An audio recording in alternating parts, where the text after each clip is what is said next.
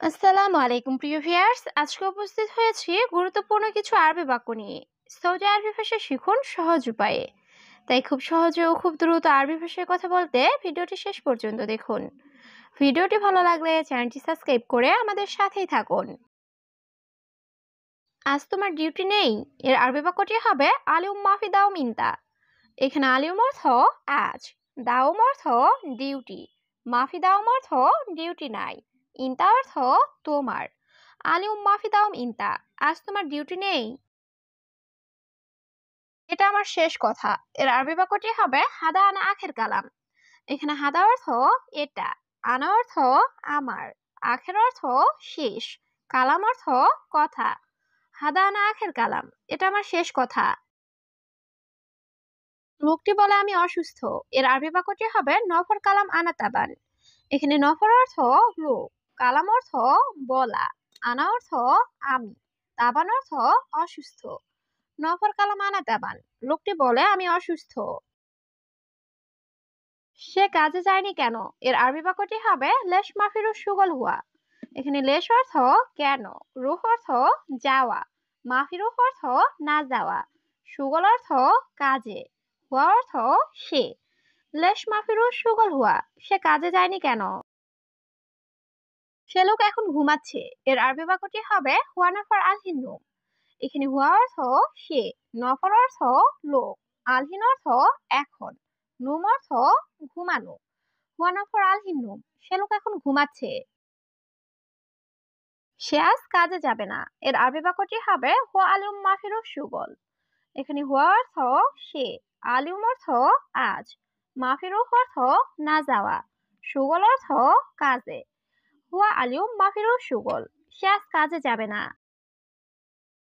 বস আমি জানি না। এর আরবি বাক্যটি হবে মুদির আনা মাফি মালুম। এখানে মুদির অর্থ বস, আনা অর্থ আমি, মাফি মালুম অর্থ জানি না। মুদির আনা মাফি মালুম, বস আমি জানি না। তুমি তাকে বলো। এর আরবি বাক্যটি হবে ইনতা কালাম হুয়া। এখানে ইনতা অর্থ তুমি, কালাম অর্থ বলা, হুয়া অর্থ তাকে। ইনতা কালাম হুয়া, তুমি তাকে বলো। তুমি কেন জানো না? এর আরবি বাক্যটি হবে লেশ মাফি মালুম ইনতা। এখানে লেশ অর্থ কেন, মাফি মালুম অর্থ না জানা, ইনতা অর্থ তুমি। লেশ মাফি মালুম ইনতা, তুমি কেন জানো না?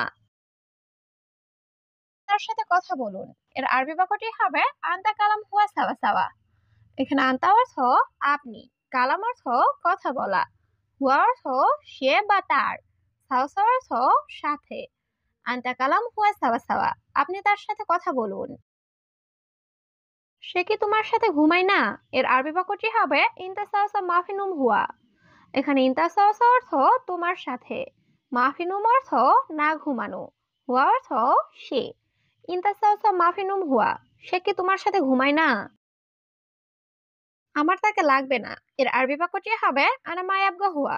এখানে আনা অর্থ আমার, আবগা অর্থ লাগবে, মাই আবগা অর্থ লাগবে না, হুয়া অর্থ সে বা তাকে। আনা মাই আবগা হুয়া, আমার তাকে লাগবে না। সে যদি কাজে না যায়। এর আরবি বাক্যটি হবে ইজা হুয়া মাফিরু সুগল। এখানে ইজা অর্থ যদি, হুয়া অর্থ সে, মাফিরুহ অর্থ না যাওয়া, সুগল অর্থ কাজে। ইজা হুয়া মাফিরু সুগল, সে যদি কাজে না যায়। সে আমার সাথে ঘুমায়নি। এর আরবি বাক্যটি হবে হুয়া আনা সাওসা মাফিনুম। এখানে হুয়া অর্থ সে, আনা সাওসা অর্থ আমার সাথে, মাফিনুম অর্থ না ঘুমানো। হুয়া আনা সাওসা মাফিনুম, সে আমার সাথে ঘুমায়নি। নতুন লোকটা কোথায়? এর আরবি বাক্যটি হবে জেদিদ নফর অয়েন। এখানে জেদিদ অর্থ নতুন, নফর অর্থ লোক, অয়েন অর্থ কোথায়। জেদিদ নফর অয়েন, নতুন লোকটা কোথায়? সমস্যা নাই পরে খেও। এর আরবি বাক্যটি হবে মাফি মুশকিলা বাদ আক্কেল। এখানে মাফি মুশকিলা অর্থ সমস্যা নাই, বাদ অর্থ পরে, আক্কেল অর্থ খাওয়া। মাফি মুশকিলা বাদ আক্কেল, সমস্যা নাই পরে খেও। বন্ধু তোমার খেজুর লাগবে?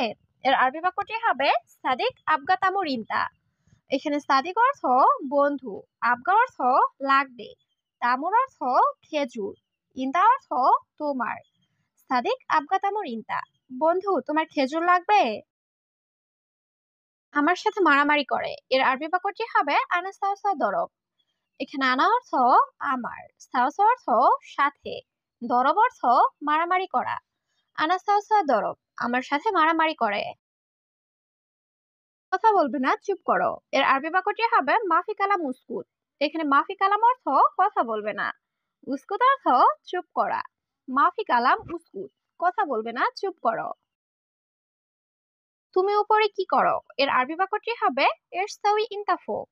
এখানে এস অর্থ কি, সউই অর্থ করা, ইনতা অর্থ তুমি, ফোক অর্থ উপরে। ইরসাউই ইনতা ফোক, তুমি উপরে কি করো? আমি অপেক্ষা করছি। এর আরবি বাক্যটি হবে আনা ইন্তেজার। এখানে আনা অর্থ আমি, ইন্তেজার অর্থ অপেক্ষা করা। আনা ইন্তেজার, আমি অপেক্ষা করছি। 10 মিনিট পর আসছি। এর আরবি বাক্যটি হবে আশারা দিগিকা বাদে নিছি। এখানে আশারা অর্থ 10, দিগিকা অর্থ মিনিট, বাদেন অর্থ পর, ইজি অর্থ আশা। আশারা দিগিকা বাদে নিছি, 10 মিনিট পর আসছি। সব কর্মচারী তোমার দায়িত্বে। এর আরবি বাক্যটি হবে কুল্লু আমেল ইনতা মাসউল। এখানে কুল্লু অর্থ সব, আমেল অর্থ কর্মচারী, ইনতা অর্থ তোমার, মাসুল অর্থ দায়িত্ব। কুল্লু আমেল ইনতা মাসউল, সব কর্মচারী তোমার দায়িত্বে। সবাই এখানে কাজ করবে না। এর আরবি বাক্যটি হবে কুল্লু নফর হিনা মাফি সুগল। এখানে কুল্লু নফর অর্থ সবাই, হিনা অর্থ এখানে, সুগল অর্থ কাজ করা, মাফি সুগল অর্থ কাজ না করা। কুল্লু নফর হিনা মাফি সুগল, সবাই এখানে কাজ করবে না। এখানে অনেক লোক আছে। এর আরবি বাক্যটি হবে কাতির নফর হিনা মজুদ। এখানে কাতির অর্থ অনেক, নফর অর্থ লোক, হিনা অর্থ এখানে, মজুদ অর্থ আছে। কাতির নফর হিনা মজুদ, এখানে অনেক লোক আছে। সে আমার সাথে ঝগড়া করে। এর আরবি বাক্যটি হবে হুয়া জঞ্জাল আনা সাওয়া সাওয়া। এখানে হুয়া অর্থ সে, জঞ্জাল অর্থ ঝগড়া করা, আনা অর্থ আমার, সাওয়া সাওয়া অর্থ সাথে। হুয়া জঞ্জাল আনা সাওয়া সাওয়া, সে আমার সাথে ঝগড়া করে। গাড়ি নিচে আছে। এর আরবি বাক্যটি হবে সাইয়ারা মজুদ তাহাত। এখানে সাইয়ারা অর্থ গাড়ি, মজুদ অর্থ আছে, তাহাত অর্থ নিচে। সাইয়ারা মজুদ তাহাত, গাড়ি নিচে আছে। তুমি যাও, আমি আসছি। এর আরবি বাক্যটি হবে ইন্তারুহ আনা ইজি। এখানে ইন্তা অর্থ তুমি, রুহ অর্থ যাওয়া, আনা অর্থ আমি, ইজি অর্থ আসা। ইন্তারুহ আনা ইজি, তুমি যাও, আমি আসছি। সে অনেক অসুস্থ। এর আরবি বাক্যটি হবে আলিউম হুয়া জিয়াদা তাবান। এখানে আলিউম অর্থ আজ, হুয়া অর্থ সে, জিয়াদা অর্থ অনেক, তাবান অর্থ অসুস্থ। আলিউম হুয়া জিয়াদা তাবান, সে অনেক অসুস্থ।